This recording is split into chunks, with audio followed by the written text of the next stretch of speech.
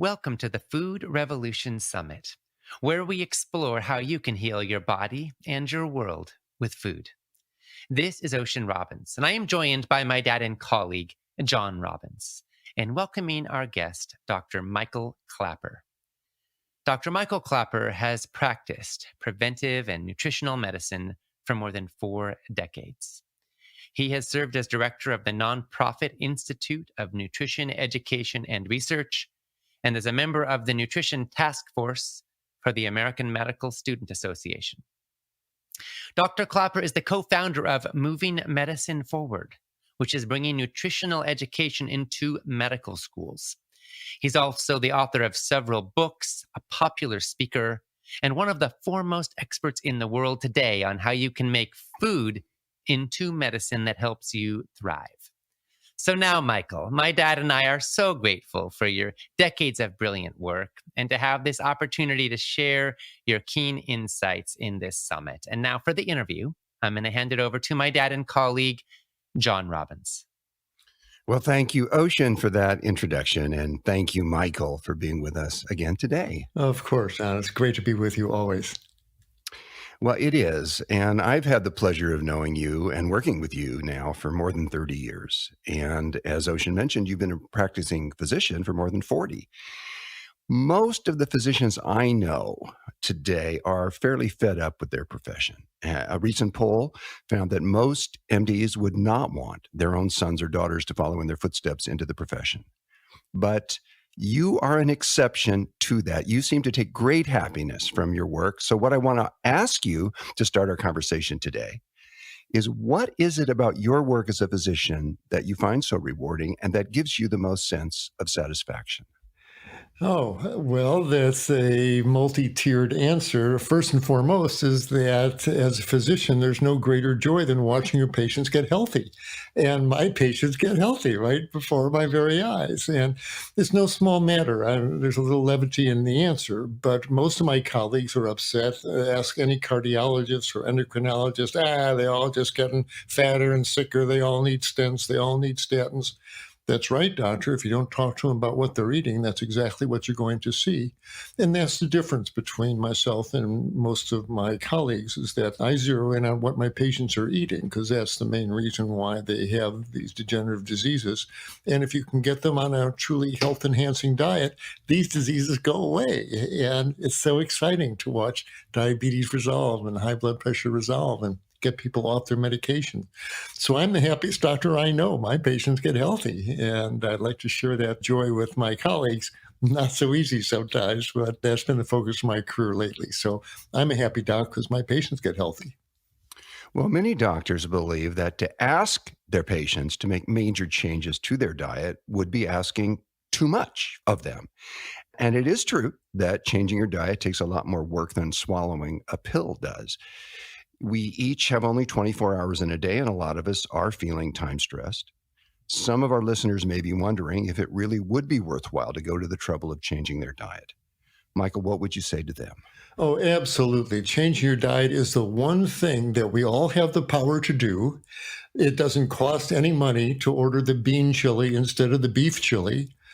And the results are so spectacular as far as your health goes without giving up any great taste sensations. So all the way around, I would like to tell both the public and my colleagues that people do change. They're tired of being obese and sick and on a bunch of pills. They really want to get healthier. The word is out that food is so powerful in determining health or disease that I'm finding more and more people are ready to make that change. And if they're not, that's fine. I'm a patient guy, and maybe they will be 6 months from now. The idea is to plant the seeds that will eventually sprout. More and more people are seeing films and watching interviews on TV and listening to interviews like this. So I'm encouraged by all the people I see who do change. Yes, it's some work, but the rewards make it definitely worth it. There are so many levels to these rewards. We've been hearing a lot lately about skyrocketing medical bills. And I've seen horrible stories about wages being garnished because of unpaid bills, people losing their homes, even people taking their own lives because of medical debt. Meanwhile, our leaders are quarreling over who will pay or won't pay for these out-of-control costs. But it seems to me, Michael, that under these circumstances, we each should do everything we can to take care of ourselves and to make staying healthy a major priority. And that most definitely includes eating an optimally healthy diet. Now, it may be that each person has to determine what that looks like for themselves at the stage of life they're in. But can you give us some principles or guidelines that can help people to know and to enjoy the foods that will be the healthiest possible for them? Absolutely. And the rules are pretty simple. The majority of food that goes down your gullet on a daily basis should, little quotes around it, should have grown out of the garden. There should be a whole plant foods that you can identify. Oh, that's a cucumber. That's a tomato. Those are green beans.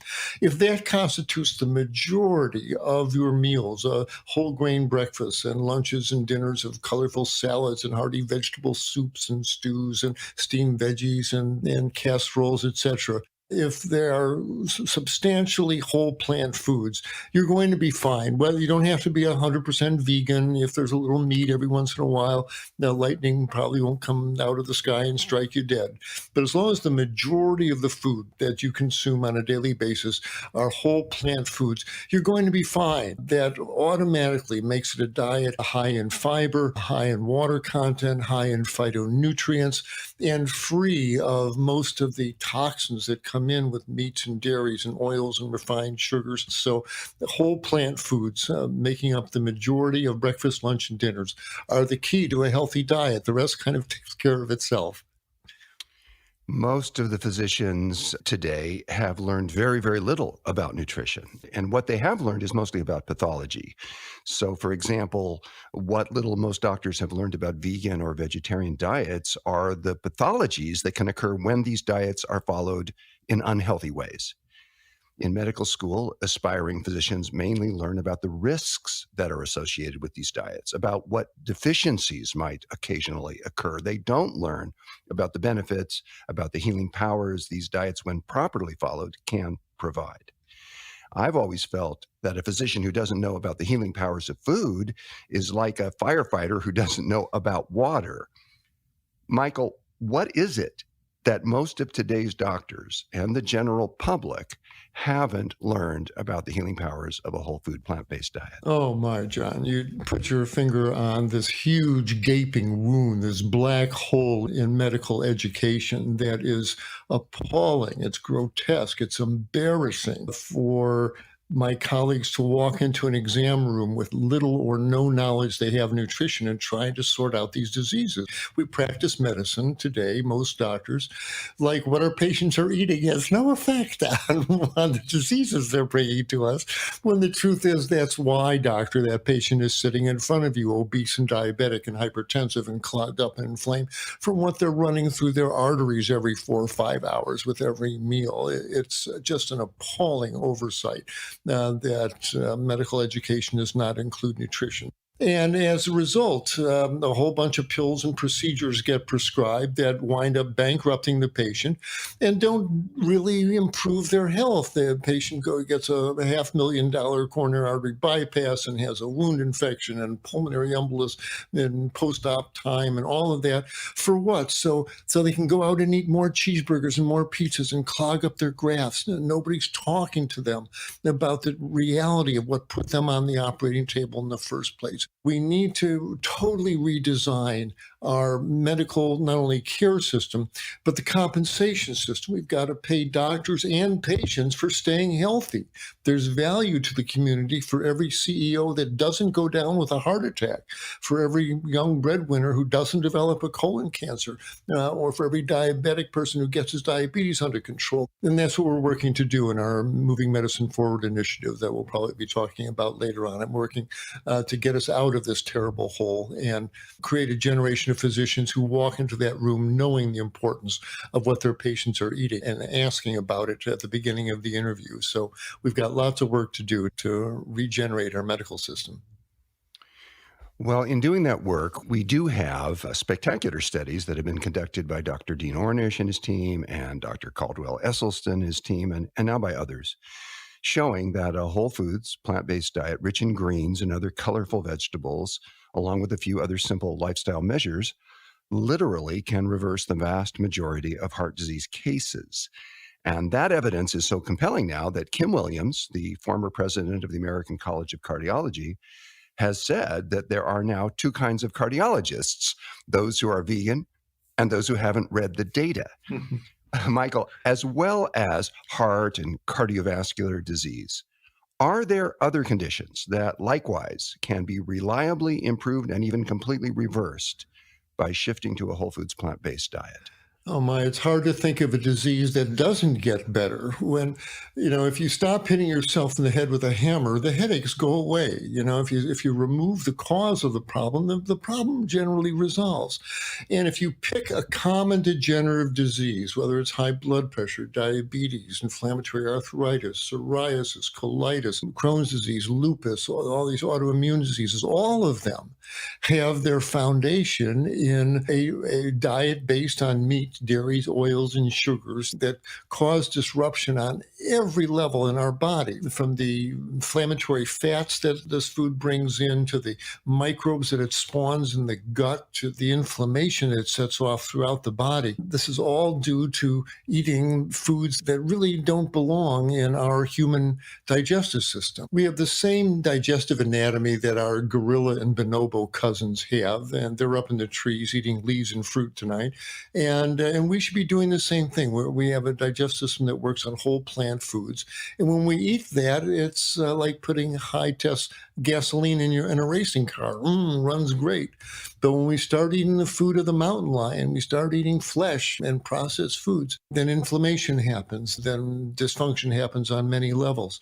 So I've been just fascinated by all the improvements I see on getting folks onto a healthy diet. So many of these fearsome diseases that in school I was taught that they never go away. They'll be diabetic the rest of their lives. They'll have high blood pressure all their lives. All you can do is manage their chronic disease, because it's all etiology unknown. We don't understand the causes.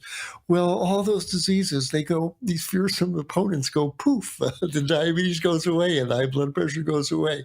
And then you realize it was the food all along. It was the food. Why didn't somebody tell me this? And that's why I'm going to the medical schools to talk to the first, second, third year med students and give them the lecture I wish someone had given me 50 years ago. It would have changed every diagnosis I made, every treatment plan I suggested. So absolutely, it beats any procedure, any pill, any therapy, hands down. Nothing compares to a whole food plant-based diet in arresting and reversing disease.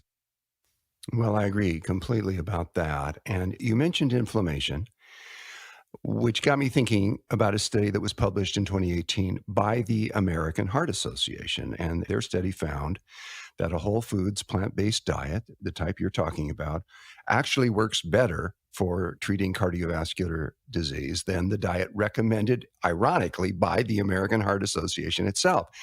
And in this particular study, researchers randomized 100 participants, all of whom had coronary artery disease. And they put half of them randomly on a whole foods plant-based diet, and they put the other half on the American Heart Association recommended diet for 8 weeks. And what they found, among other things, was that the primary marker for inflammation, high sensitivity C-reactive protein, improved substantially more in the group eating the whole foods plant-based diet than it did in the group eating the American Heart Association diet. Michael, is it true that chronic inflammation underlies an enormous amount of the chronic disease of our times? And if so, what is the significance of the fact that in a great many cases, we are able to bring down high sensitivity C-reactive protein by eating a whole foods plant-based diet?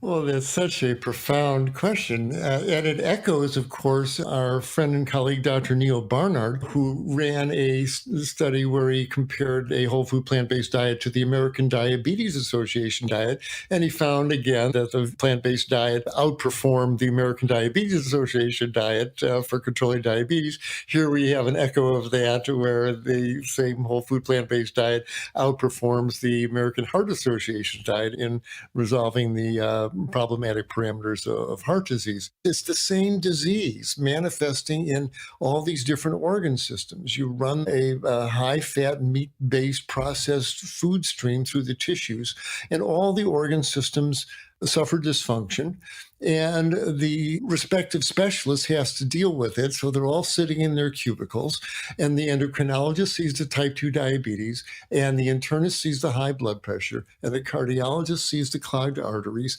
and the gastroenterologist sees the colitis and the Crohn's disease, and the dermatologist sees the psoriasis, and they're all looking at the same disease. It's the malfunction of the various organ systems when the wrong fuel is put through the system. And if you compare any of these specialty suggested diets with the whole food plant-based diet, the whole food plant-based diet is probably going to prove itself superior. And plant-based foods are healing. Animal-based foods and processed foods generally set off inflammation. And as you just said, inflammation, we're now understanding, lies at the basis of so many of these diseases. If one of our listeners or some of our listeners are concerned about chronic inflammation in their bodies, would it be useful for them to get their C-reactive protein levels tested? Yes, it's a interesting test that does detect inflammation in the body. Inflammation anywhere from an infected tooth to Crohn's disease to atherosclerotic plaque in your arteries. They'll all raise your HSCRP levels. And that way, it's a fairly non-specific test. And also, the treatment's still the same. No matter whatever organ is driving that increase in the HSCRP, the treatment still is go on a whole food plant-based diet, eat more salads, eat more steamed veggies, stop the dairy and the oils and the processed foods and the fried foods and all of that, and let the body heal for a few weeks and then recheck it, and you'll see whatever was driving the HSCRP elevation has pretty much been resolved. Of course, if you've got an infected tooth, you got to go see the dentist, or you got to get rid of obvious causes there. But if it's coming from deep in your tissues, a whole food plant-based diet will generally resolve it. Many doctors today are wary of plant-based diets. They haven't learned about their powers, as we were talking about. And one of their concerns is that people will become calcium deficient if they don't consume dairy products. Michael, I know that you did much of your growing up on a dairy farm in northern Wisconsin, and you began milking cows when you were, I think, 8 years old. Right. Now you've been practicing medicine as a nutritionally oriented physician for more than 40 years. What is your take on dairy products at this point? I think dairy products are wonderful and essential. If you have 4 legs and whiskers and a tail, if you're a baby calf, you need baby calf growth fluid. You need your mother's milk. But if you're a human being, if you're a human infant, you need your mother's milk for about 6 to 12 months. Other than that, we have no more need for the milk of a cow than we do the milk of a giraffe. We now know that there is so many problematic molecules in cow's milk, from the casein and lactalbumin that can set off allergies and acne and type 1 diabetes, to the estrogens. The cows are all pregnant in the dairy barn now, and so their milk is full of estrone, estradiol, estriol, pregnanediol, these potent mammalian estrogens that can contribute to women getting breast lumps, making girls go through precocious puberty, to making fibroids get bigger. And in men, these estrogens make the prostate gland unstable. Guys who consume lots of dairy get more prostate cancer. The more dairy a boy eats, the higher his risk of prostate cancer when he's an adult male. Man boobs, all these things come from drinking a liquid or the products made from it that's full of these active bovine estrogens. And milk is contaminated with everything from leukemia viruses to the bacteria from the mastitis that so many cows get. It's in no way can it be looked at as a clean, nourishing product. It's meant for the baby calves and should be left to them. Because kids grow up just fine without ever consuming the milk of a cow. There's plenty of calcium around in dark green leafy vegetables. I'll ask your listeners to consider this little question. Cows don't drink milk. Where do they get all that calcium? Well, you get it out of the green plants. Of course, calcium's in the soils, and the green plants take it up, and that's where the calcium really comes from. And we should be eating big plates of steamed kale and broccoli and chard. If you want a little extra calcium, you can drink a glass of calcium fortified orange juice or soy milk. There's plenty of calcium around. We should have no loyalty to dairy products, as thinking that's the only source of calcium. Got to have my calcium for my bones. Actually, the studies show that countries that consume the most dairy products have the worst osteoporosis, more hip fractures, and more early deaths from breast cancers and things. The fact is, we don't need to have calcium from dairy products to have strong bones. We need to use our bones. We need to stay physically active and carry weights and walk upstairs and be physically active as well as eat a healthy diet. That's the key to keeping your bones strong. It's not being sedentary. But we have to free ourselves this idea that drinking the milk of a cow suddenly provides protection from osteoporosis. It actually does the opposite. It's time to make the move away from dairy products there, and we'll all be healthier for it. Well, in making the move away from dairy products and moving towards a whole foods, plant-based diet, a lot of people are worried about protein. And there's been an assumption in our culture for a long time that only animal foods provide the complete protein that we need. But it seems to me that the science in the last few years in particular has been increasingly clear. And I'm talking now about research done at leading institutions at Harvard, at the University of Southern California, and many others, finding that there actually is an advantage until we're in our senior years, maybe, to eat a lower protein diet. That a lower protein intake, at least until 65 or so, age 65 or so, helps to avoid many chronic diseases, helps to avoid cancer, dementia, cardiovascular disease, diabetes, to name just a few.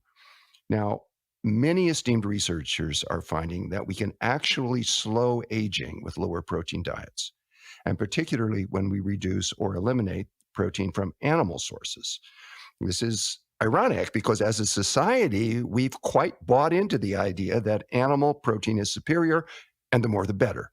But in fact, we're learning that animal protein actually ages the body faster than plant protein, and the exact pathways are known. So, Michael, what's the truth about protein? Oh, well, John, that was a beautifully phrased question. And much of the answer was in that very question. As you say, I've been plagued with this protein issue. Well, protein, well, I'm going to get my protein.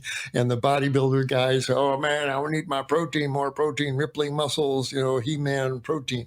Well, but as you say, the scientist sits back and say, wait a minute, this is like putting jet fuel into a Volkswagen engine, and it revs things up when you eat a piece of meat, and all those amino acids flood into your liver. Your liver responds. Your liver puts out this very powerful hormone called insulin-like growth factor 1, IGF-1.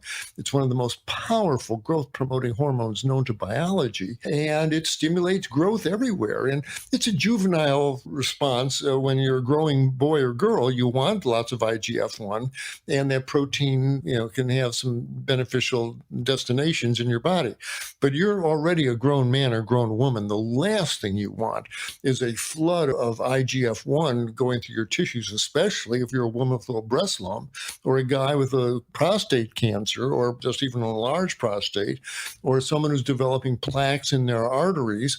Now, the last thing you want is a surge of IGF-1. And as you said, it also turns on a particular gene, TRC1, that's responsible for aging and for premature death. And protein, it's like driving your car in passing gear. And, it's okay to pass a truck, but you don't want to drive to Seattle in passing gear from LA. And that's what keeping these high IGF-1 levels do in your body. And it's damaging to so many other tissues. These guys who do these workouts and then chug a smoothie with 100 grams of whey protein in there. This is toxic to the kidneys. These folks are writing themselves to take it to the dialysis unit. The kidney, dealing with all these amino acids, shifts into this gear of hyperfiltration. The nephrologists who deal with kidney diseases know that when a patient's coming in an early kidney failure, the first thing you do, you put them on a low protein diet to take that load off those kidney filters. So all the way around, this protein, protein obsession has been a real disservice when it comes to good health among our populace. And we need to break this marketing gimmick that's been put into our head of the guy with the rippling muscle eating that red steak. You should fast forward his life tape and see him limping into the dialysis unit and limping because he's had a stroke from the blood vessel disease. We got to disabuse ourselves from the idea, one, more protein is better, and two, that somehow plant protein is inferior. The amino acids are in the plant foods. They're in the grains and grasses and legumes that grow out of the ground. Ask any buffalo, ask any gorilla that they can produce a rippling muscular body with plant proteins only. And you're probably aware now there's been this wonderful movie called The Game Changers that's come out where all these magnificent athletes running their bodies on plant-based fuels do these superb athletic performances. In the Game Changers movie, which is a wonderful movie, and I recommend it to everyone if you haven't seen it already, there's a fellow featured. He is the strongest man in the world. He literally is as strong as an ox, and he happens to be a vegan. And they ask him, well, how do you get to be as strong as an ox eating nothing but plant foods? And he said, have you ever noticed what oxen eat? Right. They eat only plant foods. Right. Yeah, that's Patrick Baboumian, brilliant, lovely man. And Yes, he's absolutely yes. right. Yes. It's a great film. There are still, though, a lot of older people today, and particularly if they've eaten the standard American diet, then by the time they get into their senior years, they're not healthy. Fully half of those people in our society who are 85 or older today have Alzheimer's disease or some equally devastating form of dementia. What I want to ask you, Michael, is how solid, how convincing is the scientific evidence that people who eat a whole foods plant strong diet and who do a few other things like exercising regularly and not smoking, how strong is the evidence that they can realistically look forward to not only to living longer, but also to living better, to a vastly more positive experience of their later years? Oh, they have every expectation of making it to their later years with all their faculties intact because so many of the cases of dementia we're seeing, including the Alzheimer's variety of dementia, they have their roots in diseases of the blood vessels. These are largely the arteries going to the brains that have been injured and inflamed and clogged up, and the blood flow has been choked off to the nerve tissue that these vessels supply.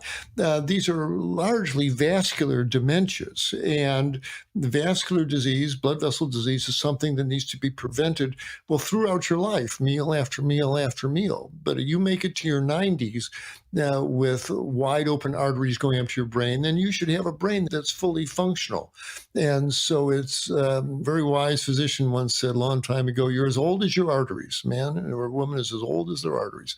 And that's really where the focus should be when it comes to dementia. So again, eat the whole food plant-based diet to soothe your arteries. Take a good walk every day. Rev that engine up. Get that heart rate up. Pump lots of fresh blood up through your brain. Get enough sleep. Sleep deprivation ages us. Eating sugar as a food ages us. I think drinking too much alcohol ages us. You mentioned the phrase that we are as old as our arteries. I've always found it to be a source of awe that each of us has in our bodies 50,000 miles of arteries and another 50,000 miles of veins. Right. We actually have 100,000 miles of veins and arteries in each of our bodies. Amazing. And we have something called the endothelium that lines all of those 100,000 miles of veins and arteries. The endothelium is extremely thin. It's literally only a single cell layer thin, yet there's enough of it within each of our bodies to cover 6 or 7 tennis courts if it were to be spread out that way. Now, Michael, some cardiologists are saying that the endothelium is the key to living a long and healthy life. Can you help us understand why they would say that? Oh, absolutely. It's amazing how dependent we are on these delicate mechanisms in our body, one of which, of course, the lining of our intestinal tract that separates the food we eat from our bloodstream. It's really only one cell thin. And in our lungs, the separation membrane from the outside air in our blood supply is only one cell thin. Well, the same thing, this one cell thin layer that lines our blood vessels, it's almost magical in the quality that it has. It's got to be gossamer smooth, so the red blood cells that are delivering oxygen just slide along the surface so they don't injure either the lining or themselves. They don't fracture and break up as the blood vessels make their twists and turns. And the endothelial lining is chemically active. It puts out a molecule called nitric oxide that relaxes the blood vessel and lets it expand. It lets it take up that shock wave that comes out of the heart with every beat. A healthy endothelium puts out enough nitric oxide to allow the blood vessels to be nice and elastic and spongy and take up those shock waves so the downstream delicate organs in your eye and your kidneys don't get injured from the high blood pressure. And the closer you look at the endothelial lining, the more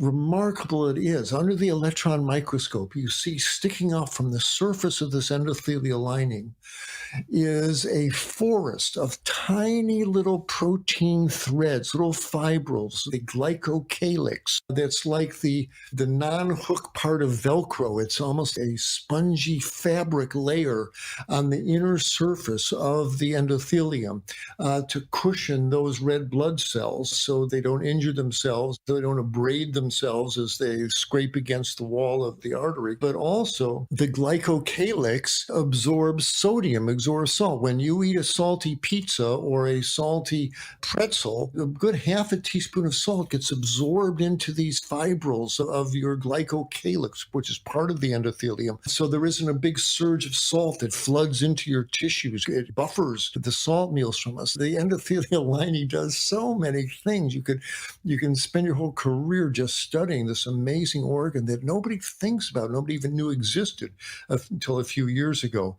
So the upshot, of course, is take care of your glycocalyx. Don't injure it with cigarette smoke. Don't injure it with high fructose corn syrup. Don't injure it with too much salt in your diet.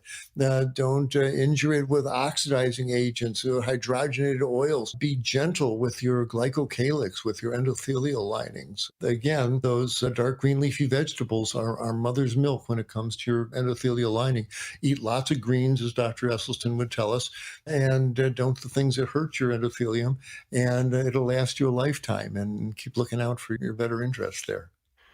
I've sometimes thought that one of the best kept secrets in medicine is how often, given the right conditions, the body can heal itself. For example, even with a lifelong smoker, if they stop smoking, then within about 15 years, their lung cancer risk approaches that of a lifelong non-smoker. And I find that to be totally amazing. Oh, it's astounding. It's one of those, again, makes you put the book down and applaud. It's remarkable, the body's ability to heal itself. It's really one of the miracles of the universe. I agree. Some people, maybe they're in their 50s or 60s, and they say, well, I've been eating poorly my whole life. I've been eating the way I have. It was normalized. It's how I grew up, and I've continued to do that. And the damage is done. It's happened.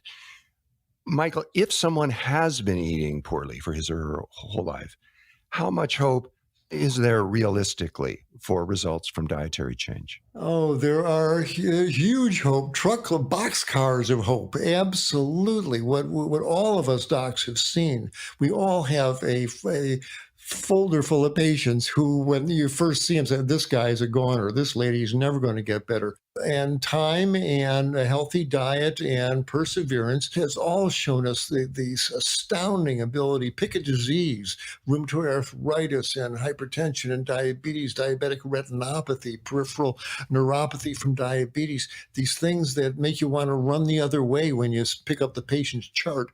We've seen them get better. So people should absolutely have hope.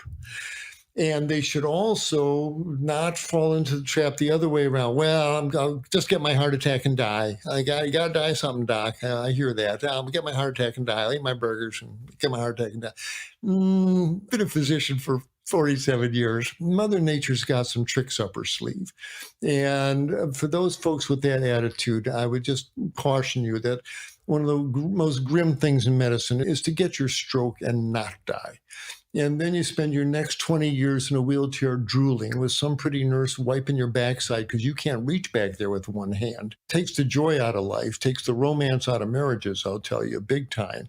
Or I get my heart attack and die. No, you get your heart attack and you lose 2/3 your heart muscle. So you get out of breath walking to the mailbox. And everywhere you go, you have to have your oxygen tubes up your nose. And now you're a cardiac cripple. Ooh, life gets a lot of not fun at that stage. So I would tell people that don't be too cavalier about this. Every meal matters. And no matter how bad your disease state may be, the body doesn't want to be inflamed. It doesn't want to be crippled up. It wants to get back to a state of health again. And if you give it the right diet and lifestyle and other benefits of enough sleep, etc., the body can heal in ways that are just astounding to observe. So lots of reason for hope and lots of reason to make every day a healthier eating and living day than the day before. In the US last year, there were more than 4 billion prescriptions written for pharmaceutical drugs. And that is the equivalent of about 12 prescriptions for every single man, woman, and child in the country. Michael, if by some miracle we were all to adopt a whole foods plant-based diet, what percentage of those 4 billion prescriptions do you think would no longer need to be written? 80, 90%? Absolutely. If you get to the root of the problem, the symptoms go away. If your blood pressure naturally comes down to normal, you don't need high blood pressure pills anymore. If your blood sugar comes back to normal naturally, you don't need insulin anymore. You don't need metformin anymore. So the majority of these pills would go away. There's some folks with rare diseases have to stay on them, but by and large, the majority of these medications would no longer be necessary. And I tell my patients, I want to see you in 2 places and 2 places only. I want to see you at the health food store buying your tempeh, and I want to see you out on the bike path where I'll wave to you. That's the only place I really want to see you. There'd be a lot less interactions between doctors and patients and a whole lot less interaction between doctors and pharmacists. That would free up so much money to do good things with, to send our kids to college, to put internet in everybody's houses, to fix the roads and the infrastructure. We could do so much else with that money instead of shoveling it down that black hole into pharmaceuticals. So I would joyfully see 90% of those prescriptions disappear, and we'd all be better off for it. What are the kinds of conditions or problems that a person might have that Western medicine excels at? I mean, when is the right time for even someone eating a whole foods plant-based diet to go to a physician for help? Oh, good question. My chief surgical resident in school said, listen, there's 2 kinds of medicine. There's vertical medicine and horizontal medicine. And if you are horizontal on the gurney, you are so sick or injured that you can't get up. Absolutely, you want to see a Western physician right now. Whether it's you're septic with fever or you have a bowel obstruction, whatever, or you've been in an accident. If you're horizontal on the gurney, you want Western medicine. Unfortunately, it's only about 10% of medical encounters, or I guess fortunately. The other 90% is vertical medicine. You're up and walking around. Western medicine doesn't have a whole lot to offer you, the truth of it is, but besides symptom suppression that we just talked about there. And seriously, if I'm in a serious accident, I don't want to see an herbalist offering me echinacea. I want to see a good orthopedic surgeon to fix my broken leg. And so if you're in that situation, do not hesitate to take advantage of the miracles that Western medicine is now capable of providing us, thank heavens for it. And then all my colleagues who work in the emergency rooms and the operating rooms and the cath labs, bless them. That is absolutely essential. But you can't ask these folks to live a healthy life for you. You can't ask them to make good food choices for you. That's the chief determinant of the long-term arc of your life as far as how much serious medical issues you're going to have to deal with over time. Speaking of the medical system and the medical establishment, very recently the prestigious medical journal, The Lancet, published an editorial saying that people should limit their meat intake for their health and for the health of the environment. And they made this statement: in view of the many studies that have found that eating less meat or no meat lowers your risk for heart disease and cancer and diabetes and obesity and Alzheimer's and a slew of other chronic illnesses. And they also made the statement in view of the fact that eating less meat or no meat may be the single most powerful thing that most of us can do to fight climate change. Oxford University has done an amazing series of studies recently that have found that the only type of agriculture that can possibly sustain the growing human population without destroying the planet is plant-based agriculture. So, Michael, it's clear that what we eat greatly influences our personal health and the global environment. Does it surprise you to find so much support for the health and environmental benefits for a whole foods, plant strong diet coming from publications and institutions that normally are invested in the status quo and the assumptions of the conventional medical establishment? Oh my, that's such a profound question. Does it surprise me? It delights me. I'm so happy our profession's finally waking up to this. But as you and I both know well, my friend, they're coming late to the party. You and I, since the 80s, have been yelling loudly that large scale industrial animal agriculture is destroying the planet. And quite frankly, all through the 80s and 90s and 2000, nobody listened to that message that we were trying to get them so desperately to understand. Finally, it's getting to be undeniable. The ice caps are melting and the species are disappearing and the Earth's getting hotter and Australia is burning. And finally, the connection's being made. It's the driving force behind all of this environmental destruction. The vast majority of it, I should say, is large-scale animal agriculture. That's why they're cutting down the forest. That's where most of the water is going. That's where most of the water pollution is coming from. Most of the soil is eroding off corn and soybean fields to grow animal fodder. On every level, our insatiable taste for animal flesh is driving our society to the brink of destruction. We are raising and slaughtering 70 billion living creatures on this planet every year. We humans do this to not only 70 billion living sentient creatures who love their lives as much as we do, but every one of these cows, pigs, chickens, geese, sheep, they're all breathing out carbon dioxide. They're all belching out methane. They're eating grains grown with ammonia fertilizers, put nitric oxide in the air. Animal agriculture is driving the majority of greenhouse gas production. People say, well, what about all the trucks on the road? I will ask, what's in the trucks?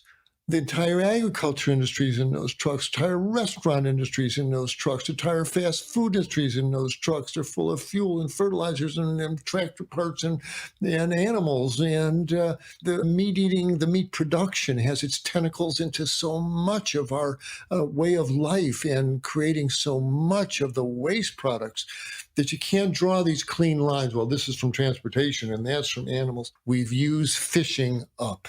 It's time to let the oceans heal. We've used meat eating up. The red lights are flashing. We're being asked as individuals, if we want to be healthy and live healthy lives, evolve our diets to a plant-based one in our own households.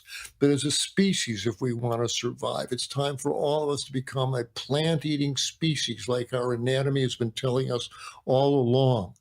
If we do, if I could push a button and over the next year, 2, 3, the majority of people adopt a plant predominant diet, so the majority of what they're eating is plant-based, the earth would heal. We would need so much land, less land to feed everyone. The forests could come back. The soils would stabilize. The waters would start running clear again. The greenhouse gases would be absorbed into the trees that would be reforesting the land.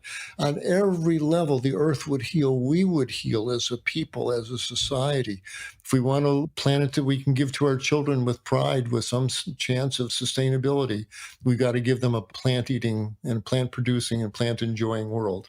Long answer, but it's such a powerful issue that I felt it was worth some detail. So thanks for asking it. And as your readers become more plant-based, the world is going to become more healthy. It is a very powerful topic, and I actually find it to be fascinating, even spectacular, frankly, that the same food choices, the same dietary patterns that give us the healthiest bodies, the longest lives, and the highest quality of lives that reduce our risk of all the chronic diseases, that reduce our risk of autoimmune dysfunctions, that really help us to thrive and to give to others from a cup that is full instead of from a cup that is empty, to have the most vital and vibrant experience of life as possible, are also the same food choices that are best for the world, that are healthiest for the biosphere, that are kindest to the web of life, that lower our carbon and ecological footprint dramatically, and are also the same food choices that are most ethical, that cause the least suffering to animals. That fact that all of these things line up so beautifully is, to me, awe-inspiring, actually. It's a spiritual thing. I feel it's grace. Absolutely. There's a cosmic rightness to it all. It all fits together as a piece with a capital P, EACE. Absolutely. I didn't mean to cut you off, but yes, I'm in awe of it just like you are. There's something so cosmically pure and right about it all. The light is flashing. Eat plants and we'll all heal. Yeah, I agree. You know, Michael, I've known you for a long time and really been thrilled by our friendship and partnership in so many ways. And I've always known you to be a physician for the soul as well as the body. And I remember years ago you saying that your waiting room had expanded to include the entire planet and the whole Earth community. And it really has. And also, you are a physician for our spirits, for that part of us that needs to be hopeful, that needs to see possibility, that needs to see where our choices and decisions can make a difference to ourselves, of course, and also to others, because that's where we're in service. That's where we find ourselves connected and engaged. And that's how we come to life. On behalf of myself and Ocean and everyone involved in the food revolution and everyone who plans to breathe and eat for the rest of their lives, I want to thank you. I want to thank you for your long-standing commitment to healing and for your deep compassion and, of course, for being with us today. And John, I can only return the compliment. Thank you. You've been such a mentor for me for all these years, such an exemplar, and so pure in getting this message out that it's been an honor to work with you on this mission and a joy to have you as a friend. You're one of my oldest, dearest friends, and it's always an honor to work with you to help spread this message to as many people as possible. So thank you for the opportunity to work with you again, and looking forward to doing even better work in the future. We've got a world to save. You and I, we both know we're working for the animals, we're working for the children, we're working for the planet and everybody who lives on it. And we've got a lot more work to do, but with love and perseverance, we'll get it done. Indeed, we will. We've been talking with Dr. Michael Klaper, co-founder of Moving Medicine Forward, and an author, speaker, healer, and a happy physician who gets the pleasure of helping his patients and his planet to heal. Michael, I want to thank you for your brilliant insights and your huge heart, for your visionary leadership and your penetrating wisdom, and for your partnership in the food revolution.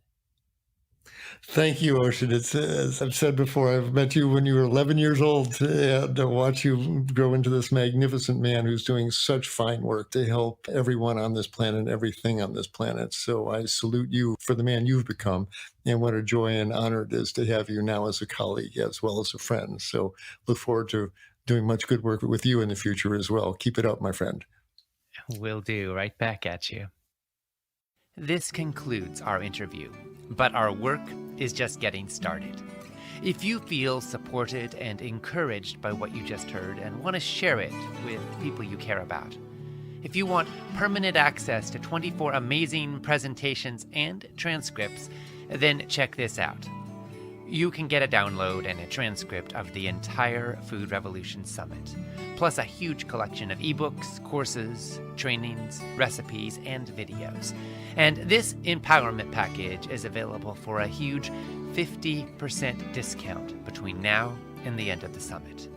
For more information, please visit foodrevolution.org/empowerment. Again, that's foodrevolution.org/empowerment.